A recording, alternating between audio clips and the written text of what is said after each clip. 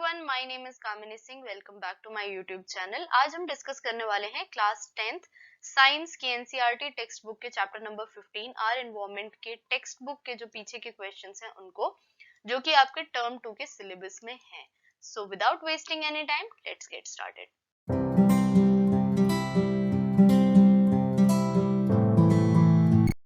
First question, which of the following groups contain only biodegradable item. तो सबसे पहले question के ऑप्शंस पढ़ने से पहले हमें पता होना चाहिए कि बायोडिग्रेडेबल आइटम्स क्या होते हैं। ये ऐसे आइटम्स होते हैं जो कि इजीली डिग्रेड हो जाते हैं या फिर इजीली डिकम्पोज हो जाते हैं। किसके द्वारा? डिकम्पोजर्स के द्वारा। और ये अपने कॉम्प्लेक्स फॉर्म से सिंपलर फॉर्म में कन्वर्ट हो जाते हैं, राइट। तो ये अपने कॉम्प्लेक्स से सिंपल फॉर्म में कन्वर्ट होने के बाद किस में मिल जाते हैं? जाकर सॉइल में मिल सकते हैं आराम से। ऐसे सब्सटेंसेस को, ऐसे आइटम्स को हम बायोडिग्रेडेबल आइटम्स कहते हैं। अब ऑप्शंस पढ़ लेते हैं। Option number A, grass, flowers and leather. तो यहाँ पर जो लेदर है ये बायोडिग्रेडेबल नहीं है। ग्रास, वुड एंड प्लास्टिक, तो प्लास्टिक भी हमें पता है कि बायोडिग्रेडेबल नहीं है, इजीली डिग्रेड नहीं हो सकता। सी ऑप्शन और डी ऑप्शन देखिए, फ्रूट पील यानी कि जो फ्रूट्स के छिलके हैं, केक और लाइम जूस, ये तीनों ही बायोडिग्रेडेबल है। तो ऑप्शन नंबर सी करेक्ट है हमारा। फिर भी डी ऑप्शन देखते हैं, केक, वुड एंड ग्रास। तो इस क्वेश्चन में एक से ज्यादा करेक्ट आंसर्स हैं, यानी कि हमारा जो आंसर हो जाएगा फाइनली वो हो जाएगा बोथ सी एंड डी, क्योंकि इन दोनों में ही बायोडिग्रेडेबल आइटम्स के ही नाम दिए हुए हैं। Which of the following constitutes a food chain? So we know what a food chain is. It is a chain in which the relation between various organisms is who eats whom, यानी कि कौन सा animal, कौन सा organism किसको खा रहा है, इस तरह की एक चेन है जिसमें जिसे हम फूड चेन कहते हैं, राइट। सो फूड चेन में जो इंपॉर्टेंट चीजें होनी जरूरी हैं वो है सबसे पहले प्रोड्यूसर। प्रोड्यूसर होना ही चाहिए क्योंकि यही है जो कि फोटोसिंथेसिस से अपना खाना खुद बना सकते हैं।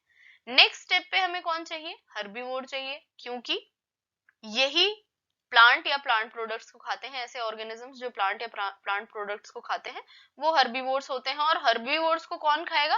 कोई भी कार्निवोर, है ना। ऐसे ऑर्गेनिज्म जो कि फ्लैश खाते हैं, मीट खाते हैं, वैसे ऑर्गेनिज्म सारे कार्निवोर। यहाँ पर कोई ओमनिवोर भी हो सकता है। ओमनिवोर यानी कि ऐसे ऑर्गेनिज्म जो कि दोनों प्लांट को भी और एनिमल्स को भी खाते हैं, राइट। यहाँ पर ओमनिवोर भी हो सकता है, यहाँ पर भी ओमनिवोर हो सकता है। तो लेट्स सी इस फूड चेन में सबसे पहला ग्रास, व्हीट एंड मैंगो। तो हमें पता है ये तीनों ही प्लांट्स के नाम हैं, तो ये तीनों ही प्रोड्यूसर्स हैं, तो ये तो बिल्कुल फूड चेन नहीं है। Example, next grass, goat and human. तो गोट जो है वो एक हर्बीवोर है, ह्यूमन जो है एक ओमनिवोर है। तो ये एक फूड चेन बना सकता है डेफिनेटली, बिकॉज ग्रास यहाँ पर प्रोड्यूसर है। नेक्स्ट देखते हैं गोट, काउ एंड एलिफेंट। ये भी तीनों नहीं हो सकते। और लास्ट ग्रास, फिश एंड गोट। तो ग्रास को तो गोट ने खा लिया, लेकिन फिश जो है वो गोट को नहीं। यहाँ पर भी कॉम्बिनेशन हमारा नहीं बैठ रहा है। तो हमारा करेक्ट ऑप्शन जो होगा वो होगा option number B, grass. Grass will be eaten by goat and goat will be eaten by human, right. तो ये हमारा करेक्ट आंसर हो गया। Question number 3, which of the following are environment friendly practices, यानी कि एनवायरमेंट फ्रेंडली प्रैक्टिसेस इनमें से कौन कौन सी हैं? सबसे पहला, carrying cloth bags to put purchases in while shopping, यानी कि शॉपिंग के टाइम पर क्लॉथ कपड़े का बैग लेकर जाना शॉपिंग के लिए। दूसरा, switching off unnecessary lights and fans. तो ये भी एक बहुत अच्छी प्रैक्टिस है जिससे हम एनर्जी को सेव करते हैं, राइट। एनर्जी को सेव कर रहे हैं और अल्टीमेटली एनवायरमेंट फ्रेंडली प्रैक्टिस है ये। Walking to school instead of getting your mother to drop on her scooter. तो स्कूटर से हमें पता है कि क्या होता है, पोल्यूशन होता है ना। और अगर हम वॉक करते हैं या साइकिल से जाते हैं तो वो भी एक एनवायरमेंट फ्रेंडली प्रैक्टिस है। और लास्ट ऑप्शन है ऑल ऑफ द अबव।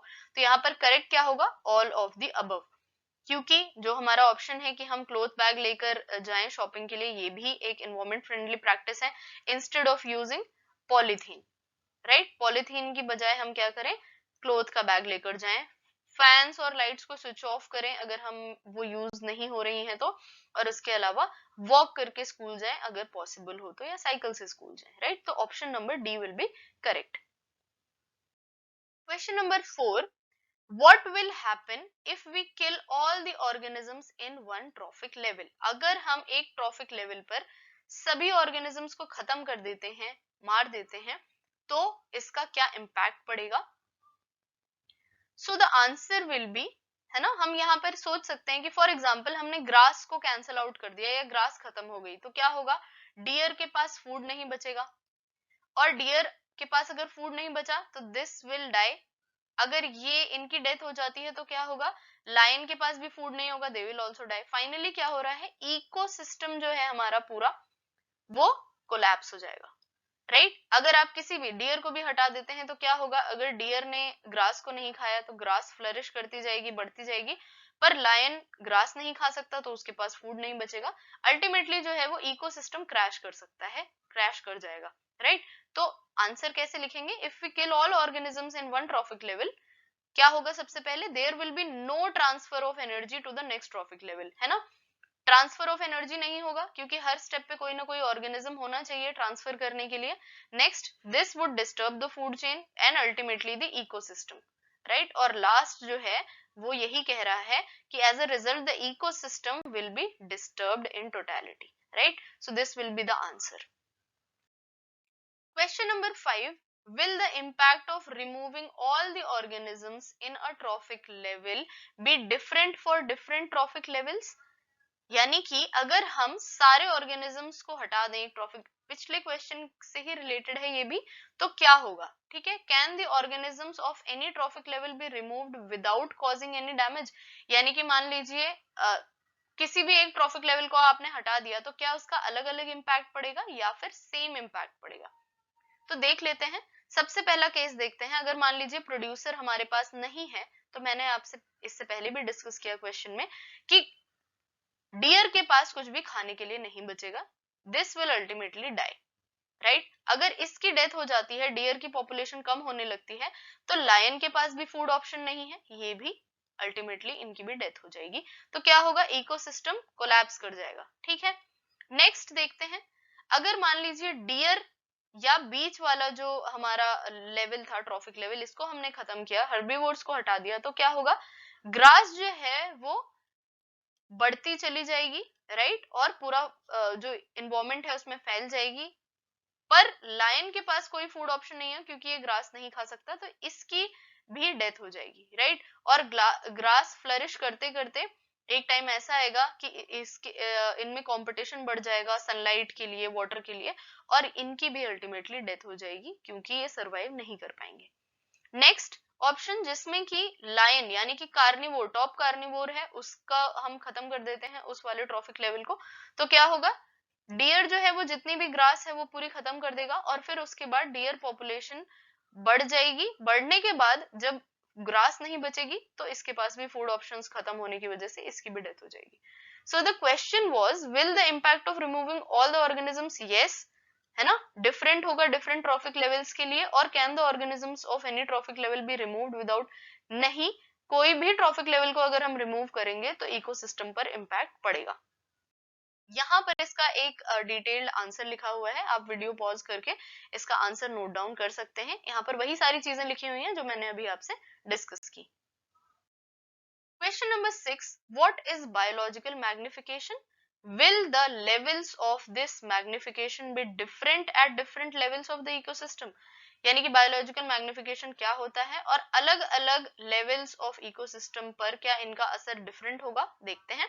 सबसे पहले, the increase in concentration of harmful chemical substances like pesticides in the body of living organisms at each trophic level of a food chain is called biological magnification। तो हमें पता है कि जो chemicals होते हैं, राइट, जो कि नॉन बायोडिग्रेडेबल हैं, जो कि डिग्रेड नहीं होते या फिर किसी ऑर्गेनिज्म के द्वारा पचाए नहीं जा सकते, तो उनमें क्या होगा? वो नेक्स्ट ट्रॉफिक लेवल पर बढ़ते जाएंगे, उनका कॉन्सेंट्रेशन नेक्स्ट ट्रॉफिक लेवल पर बढ़ता जाएगा। इसी को हम बायोलॉजिकल मैग्निफिकेशन कहते हैं। सेकेंड पार्ट में क्या कहा था कि क्या इनका अलग अलग असर होगा? तो हाँ, yes, the levels of magnification will be different at different levels of the ecosystem, और मैक्सिमम किस में होगा? टॉप कार्निवोर में, यानी कि जो फूड चेन में लास्ट है उस पर सबसे ज्यादा असर होगा। यहाँ पर देख लेते हैं एग्जाम्पल। ये एक वाटर बेस्ड फूड चेन का एग्जांपल है। जू प्लैंकटन ये प्रोड्यूसर्स हैं, सॉरी फाइटोप्लैंक्टन ये प्रोड्यूसर्स हैं, इसके बाद जू प्लैंक्टन्स आते हैं, यानी कि जू प्लैंक्टन फाइटोप्लैंक्टन्स को खाएंगे, फिशेस जो हैं ये जू प्लैंक्टन्स को खाएंगी और अल्टीमेटली जो बर्ड है वो फिश को खाएगी। अगर मान लीजिए कोई भी सब्सटेंस, मान लीजिए डीडीटी एंटर करता है हमारी फूड चेन में फाइटोप्लैंक्टन्स के थ्रू, तो क्या होगा, डीडीटी फाइटोप्लैंक्टन्स में है, एक जू प्लैंक्टन फॉर एग्जांपल 50 फाइटोप्लैंक्टन्स को खाता है, तो उसका पूरा कॉन्सेंट्रेशन जू प्लैंक्टन में आ जाएगा। जू प्लैंक्टन अगर एक फिश जो है वो 5 या 50 फॉर एग्जांपल 50 जू प्लैंक्टन्स को खाती है, तो उसमें और ज्यादा कॉन्सेंट्रेशन बढ़ जाएगा, और फिश यानी कि एक जो बर्ड है वो मान लीजिए 5 फिशेस खा रही है, तो उन 5 की 5 फिशेस में जो कॉन्सेंट्रेशन है वो बर्ड में जाएगा। फाइनली क्या होता है कि जो बर्ड्स हैं उनके जो एग शेल्स होते हैं, जो ये अंडे देती हैं इसके जो शेल्स होते हैं, उनकी थिनिंग स्टार्ट हो जाती है because of the increase in the concentration of DDT at the highest level, right. और फिर उससे वो जो अंडे हैं वो वायबल नहीं होते, धीरे धीरे खत्म होने लगते हैं। ये इसका एक कॉन्सिक्वेंस है। इसके अलावा जो आपको क्वेश्चन में पूछा गया है उसका आंसर आप इस तरीके से लिख सकते हैं। Question number 7. What are the problems caused by non-biodegradable waste that we generate? Non-biodegradable waste, for example, plastics, polythenes, ये सब जो हम generate कर रहे हैं, इनसे क्या-क्या problems हो सकती हैं? तो सबसे पहली problem, harmful non-biodegradable chemicals enter the organic phenomena and cause biological magnification. अभी हमने पिछले क्वेश्चन में देखा था कि जो नॉन बायोडिग्रेडेबल सब्सटेंसेस हैं, केमिकल्स हैं, ये बायोलॉजिकल मैग्निफिकेशन कॉज करते हैं, which is not good for the ecosystem. Next, they cause air, land, water and soil pollution. जैसे कि आपको यहाँ दिख रहा होगा, ये सारी जो चीजें हैं ये इकट्ठा होती जाएंगी, सॉइल पोल्यूशन कर सकती हैं, वाटर पोल्यूशन कर सकती हैं, एयर पोल्यूशन कर सकती हैं और लैंड पोल्यूशन भी कर सकती हैं, right? They do not disintegrate and get accumulated, leaving no or little space for native animals and plants. अगर मान लीजिए फॉर एग्जांपल सारा नॉन बायोडिग्रेडेबल जो कचरा है उसको हम ठीक से मैनेज ना करें, राइट तो क्या होगा, ये एक जगह इकट्ठा होता चला जाएगा और फिर जो नेटिव एनिमल्स हैं, वहां पर रहने वाले एनिमल्स और प्लांट्स हैं, उनके लिए भी जगह नहीं बचेगी। तो ये सारे जो हैं ये हार्मफुल इफेक्ट्स हो सकते हैं नॉन बायोडिग्रेडेबल वेस्ट के। Question number 8, if all the waste we generate is biodegradable. अभी पिछले क्वेश्चन में पूछा कि नॉन बायोडिग्रेडेबल से क्या असर होगा, अगर पूरा का पूरा जितना वेस्ट हम जनरेट करते हैं वो बायोडिग्रेडेबल होगा, तो will this have no impact on the environment, यानी कि बिल्कुल भी इम्पैक्ट नहीं होगा क्या एनवायरमेंट पर। तो यहाँ पर क्या होगा, if all the waste we generate is biodeg, अगर मान लीजिए पूरा ही बायोडिग्रेडेबल वेस्ट है तो कम इम्पैक्ट होगा ऑफ कोर्स एनवायरमेंट पर as compare to non biodegradable. लेकिन अगर हम इसको ठीक से डिस्पोज ऑफ नहीं करते हैं या इसको ठीक से कंट्रोल नहीं करते हैं, मैनेज नहीं करते हैं, तो क्या होगा, एनवायरमेंट पर बुरा असर हो सकता है। कैसे? क्योंकि जो बायो वेस्ट होता है, बायोडिग्रेडेबल वेस्ट होता है, ये सड़ता है, किसकी वजह से, डिकम्पोजर्स की वजह से, राइट, डिकम्पोज होता है और इससे ग्रीन हाउस गैसेस निकलती हैं जो कि आसपास के एनवायरमेंट को रहने के लिए सूटेबल नहीं बनाती। क्योंकि ग्रीन हाउस गैसेस निकलेंगी या कोई भी गैस निकलेगी तो उससे हमें पता है कि आसपास के एरिया में स्मेल आएगी, राइट, जो कि उस जो एरिया है उसको रहने लायक नहीं छोड़ेगा। तो इसीलिए अगर इसको हम सही से मैनेज करते हैं then of course it will have less impact on the environment, but if it is not disposed of properly then it might create certain problems like these. Last question is, why is damage to the ozone layer a concern, a cause of concern?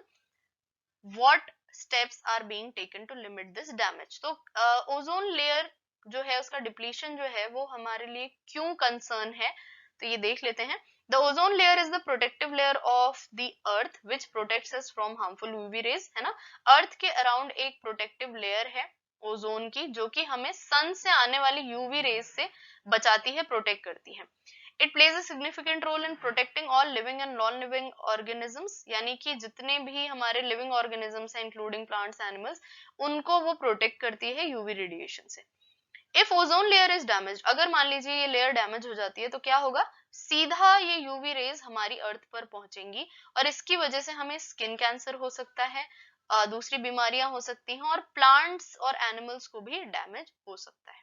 अब इसके लिए क्या क्या steps लिए जा रहे हैं, तो ये जो डिप्लीशन है इसको अल्टीमेटली लिंक किया गया सीएफसी के प्रोडक्शन से, यानी कि क्लोरोफ्लोरोकार्बन के प्रोडक्शन और यूज से, जो कि कहाँ करते हैं हम, रेफ्रिजरेंट्स और फायर एक्सटिंग्विशर्स में। ठीक है, तो 1987 में UNEP, United Nations Environment Programme, ये फुल फॉर्म आप याद रखिएगा, इन्होंने क्या किया, इन्होंने कहा कि जो सीएफसी का प्रोडक्शन है इसको अभी हम फ्रीज कर देते हैं इनके लेवल पे, यानी कि जो 1986 में प्रोडक्शन हो चुका है वहीं पर हम इसे रोक देते हैं और कुछ ऑल्टरनेटिव्स ढूंढते हैं, यानी कि सीएफसी की जगह, क्योंकि हमें रेफ्रिजरेंट्स तो चाहिए होंगे, फायर एक्सटिंग्विशर में कुछ तो यूज करना पड़ेगा, तो इसकी जगह इन्होंने कुछ ऑल्टरनेटिव ढूंढने के लिए कहा। और ये जो है ये सारे ही जो कंट्रीज थे उन्होंने अग्री किया, है ना, ये साइन किया और सीएफसी का प्रोडक्शन रोका और उसका ऑल्टरनेटिव ढूंढने की कोशिश की। So this was all about the question answers of chapter number 15. I hope you liked the video. If you liked the video, hit the like button. Comment करके बताइए वीडियो कैसा लगा, अपने फ्रेंड्स के साथ शेयर करिए जो क्लास 10th का इस बार बोर्ड एग्जाम देने वाले हैं, और सब्सक्राइब करिए चैनल को ताकि आप कोई भी ऐसी वीडियो मिस ना करें। Thank you so much.